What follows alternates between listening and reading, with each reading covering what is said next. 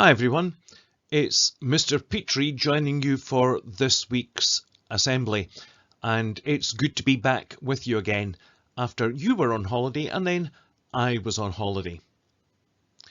Next week is an important week in the church. It's the week when the church holds Christian Aid Week. And so for our assembly today, I'd like us to think a little bit about what Christian Aid Week means and what the church does through Christian Aid Week.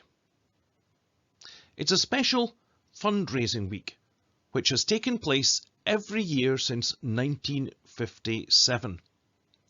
Christian Aid was set up after the Second World War in 1945 to help all of those who had been displaced by the war. And then in 1957, Christian Aid Week was established. And during it, Christians and churches and supporters of Christian Aid work with their local communities to raise awareness about the effects of extreme poverty and injustice, wherever it's to be found in the world, and to enjoy taking part in fundraising activities together. And at Craigie Buckler, we'll be having a special soup and bread lunch after the church to help raise some funds for Christian Aid. And all the money that is raised across the United Kingdom helps support community projects all over the world.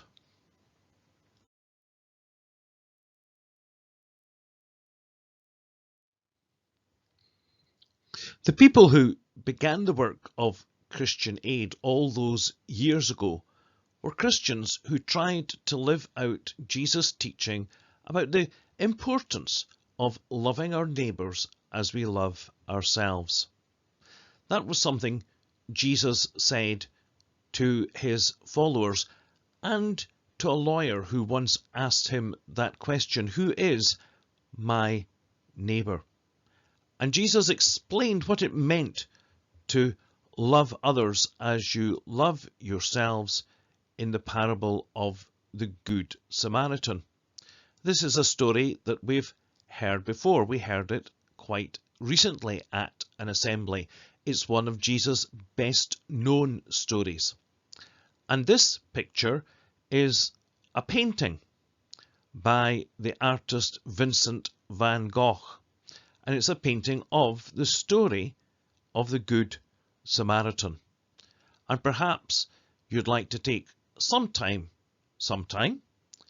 to think about what there is in the picture and what the picture is saying.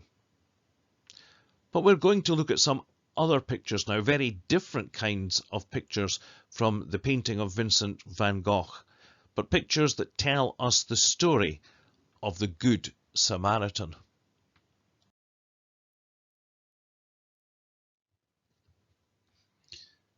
Jesus told this story so we would know how to be good friends to those in need.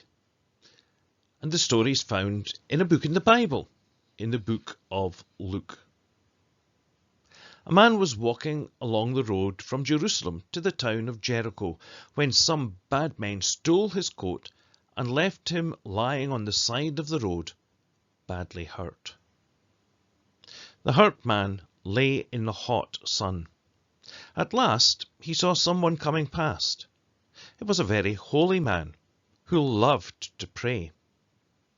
"Help me, please," cried the hurt man. But the very holy man took no notice. He walked by on the other side of the road.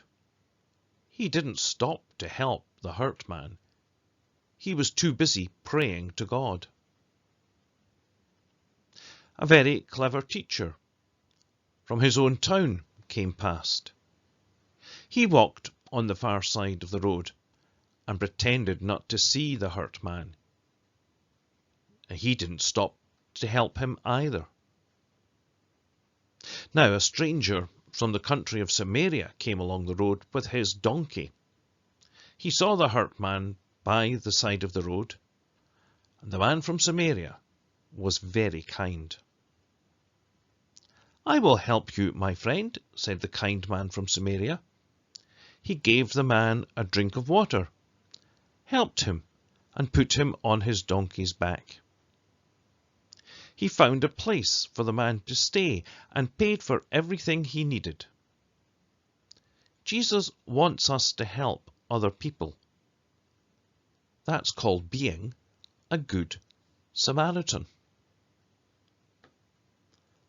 And so, when you hear someone saying that a person's been a good Samaritan because they've helped someone else, you know that it comes from this story that Jesus told. And Jesus wants us all to be good Samaritans, to help other people who are in need. And that's what those who set up Christian Aid set it up for, to be an organisation that helps people in need, whoever they are and wherever they are. And now we're going to have a song, and it's about neighbours. It's a song, "When I Needed a Neighbour, Were You There, Were You There?"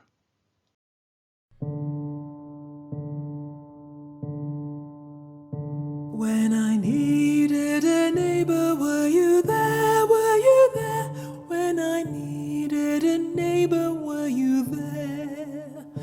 And the creed and the color and the name won't matter, were you there? I was hungry and thirsty, were you there? Were you there? I was hungry and thirsty, were you there?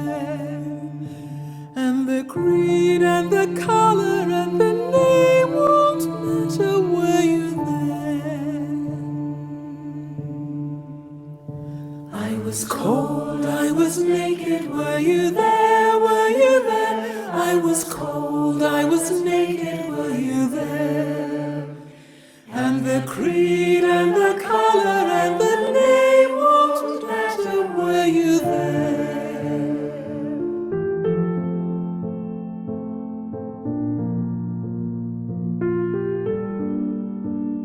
When I needed a shelter, were you there? Were you there? When I needed a shelter, were you there? And the creed and the color and the name won't matter, were you there? When I needed a healer, were you there? Were you there? When I needed a healer, were you there? And the creed and the color and the name won't matter, were you there?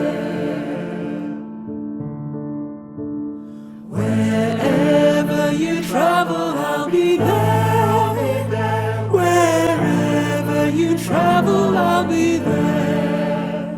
And the creed and the color and the name won't matter, I'll be there.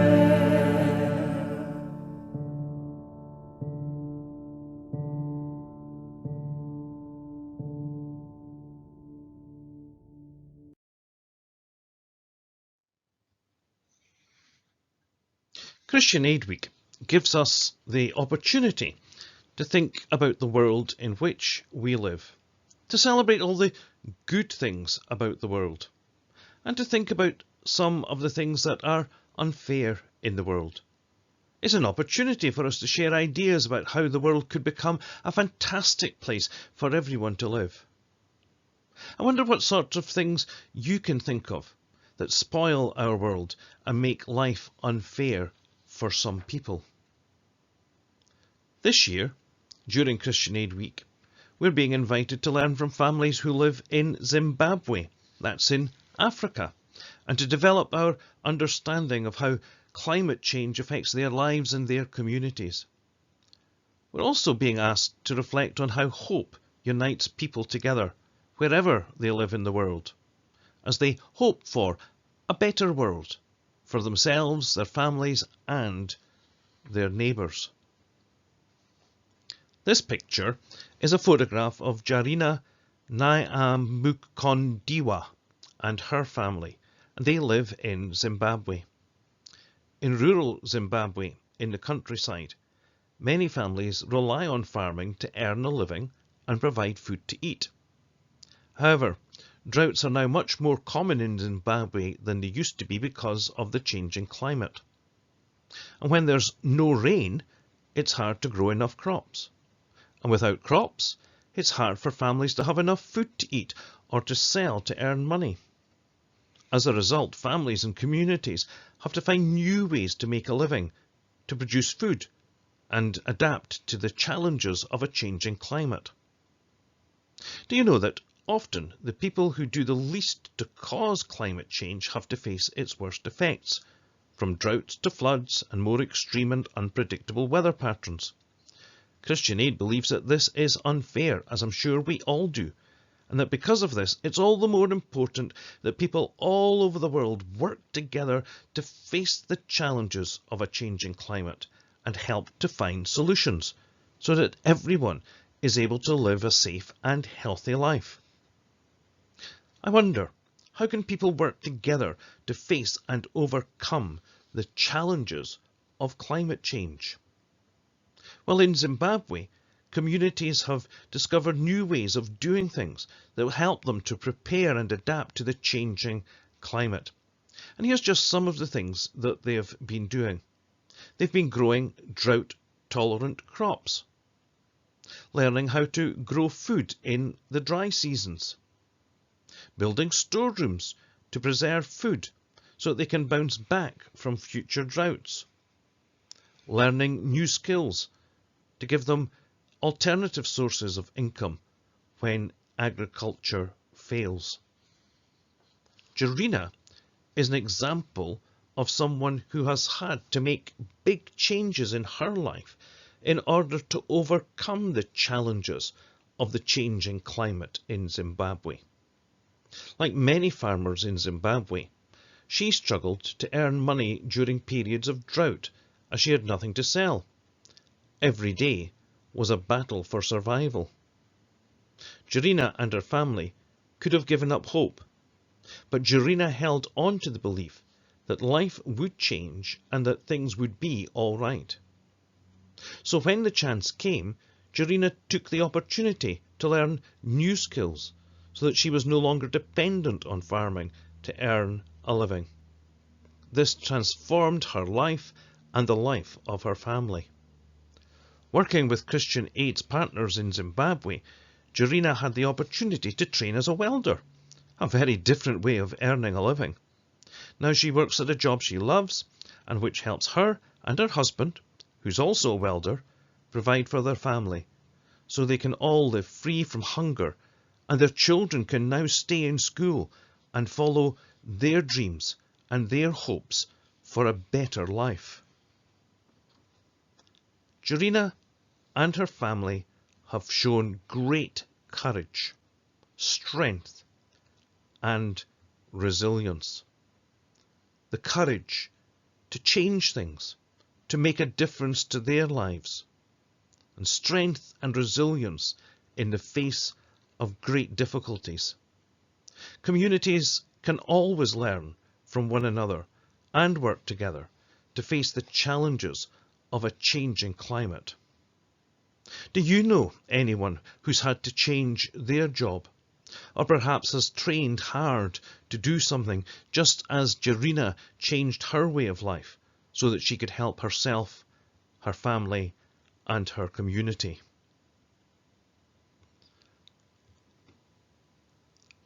For our reflection this week, we're going to watch an advert that was recently on the television, an advert for Christian Aid called United by Hope. How do you think the message of this advert could inspire people to care for their global neighbours and to work together to overcome the challenges of climate change? It's the little things that make us human. And where an unjust world divides us, we'll always be together because hope unites us. It drives us, with local partners, to tackle the root causes of extreme poverty and give everyone a chance to thrive. Christian Aid, united by hope.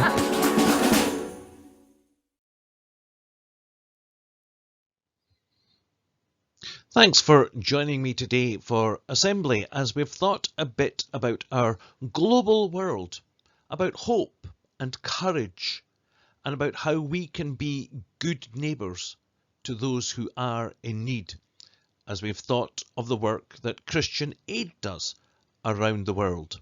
And we're going to finish with a song that was specially written for Christian Aid Week, I Have a Voice. I hope you enjoy it, and take care everyone, and I'll be back with you again soon for another Hazlehead Assembly. Bye!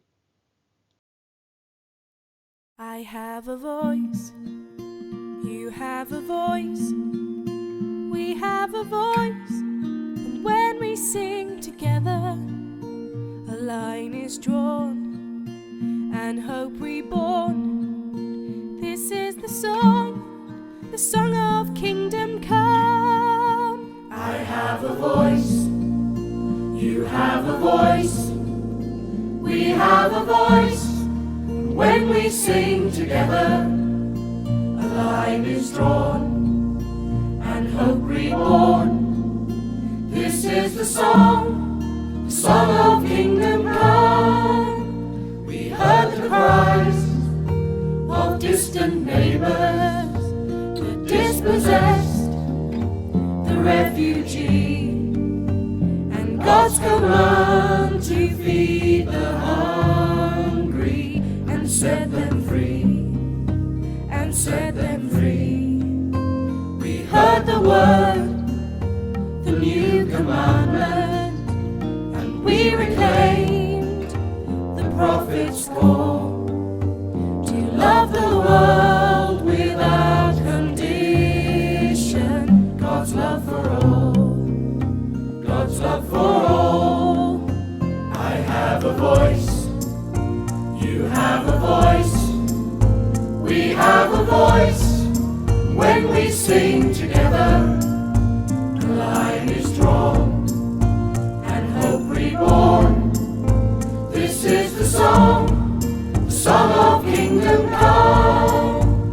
A reckless love that knows no borders, that speaks the truth to those in power, that shines a light on cool indifference. This is God's hour, this is God's hour, when we will stand against injustice with all who live against the grain, until their poverty is over, and love shall reign, and love shall reign.